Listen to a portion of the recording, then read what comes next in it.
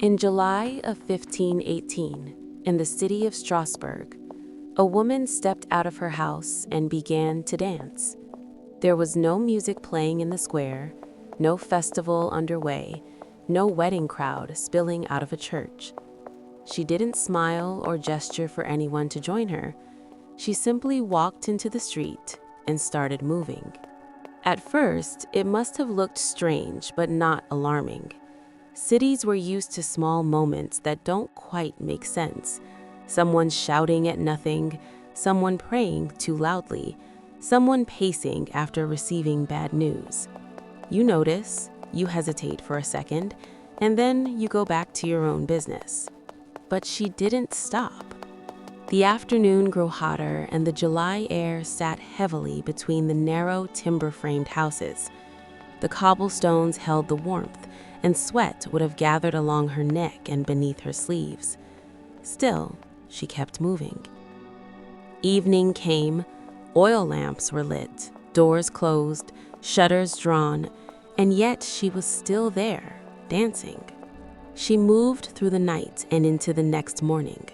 By then, her feet would have been swollen, her shoes rubbing against raw skin, her legs trembling from exhaustion. But she did not sit down.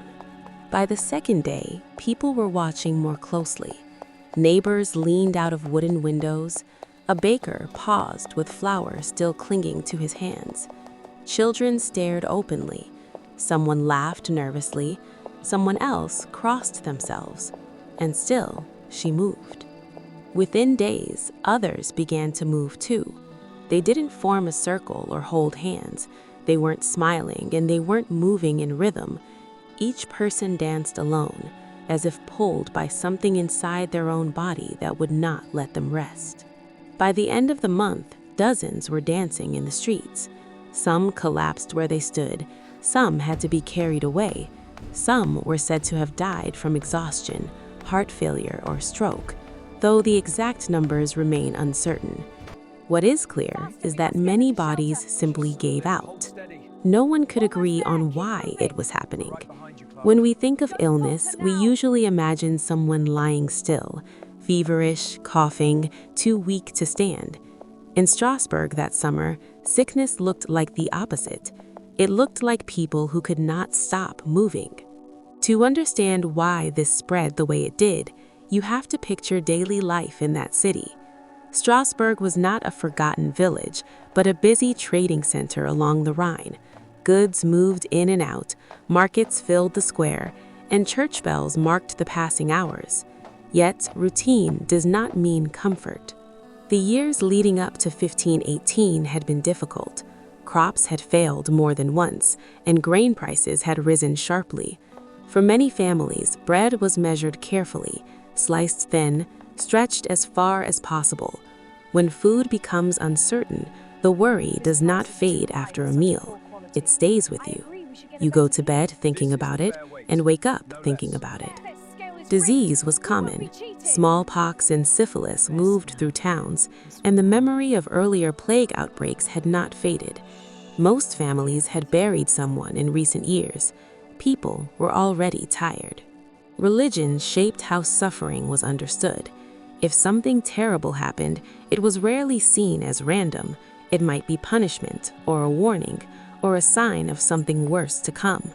So when a woman danced for days without stopping, it did not feel meaningless.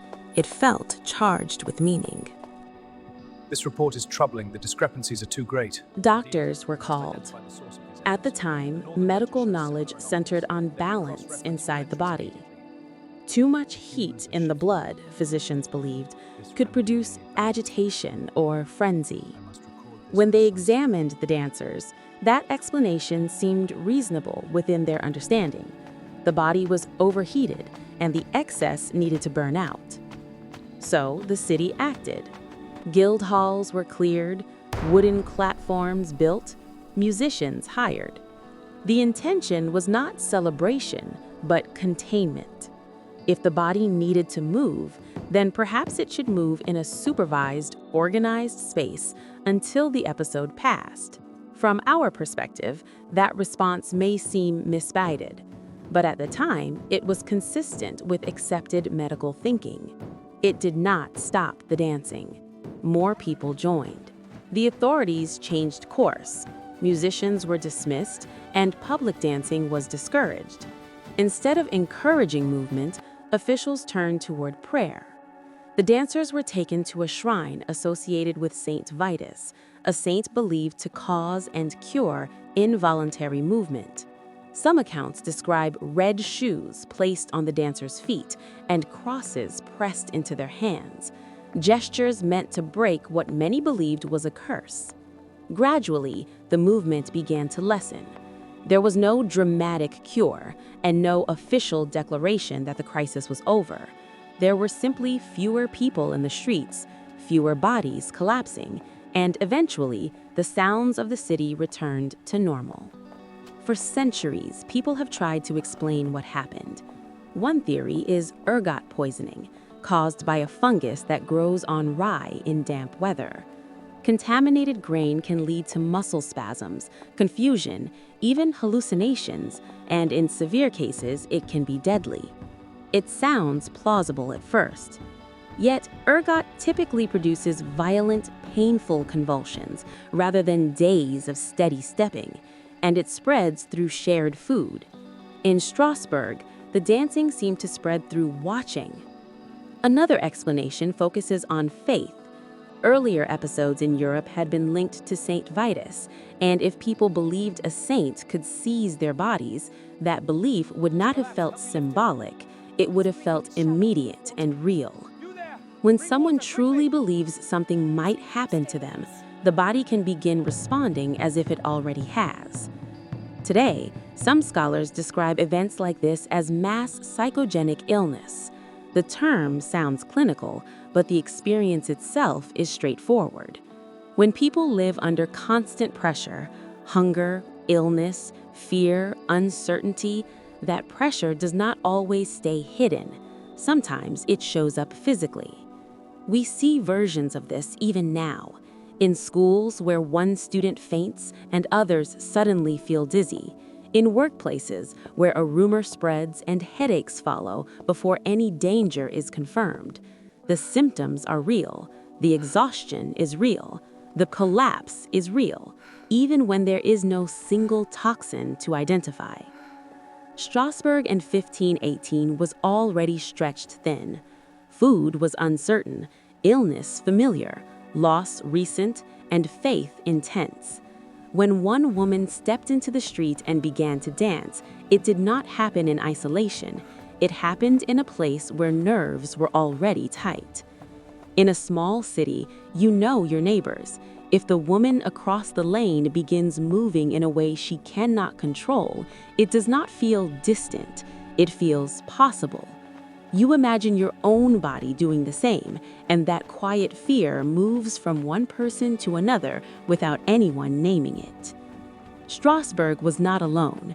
Similar dancing outbreaks had appeared in other parts of Europe during times of famine or epidemic, and that pattern is difficult to ignore.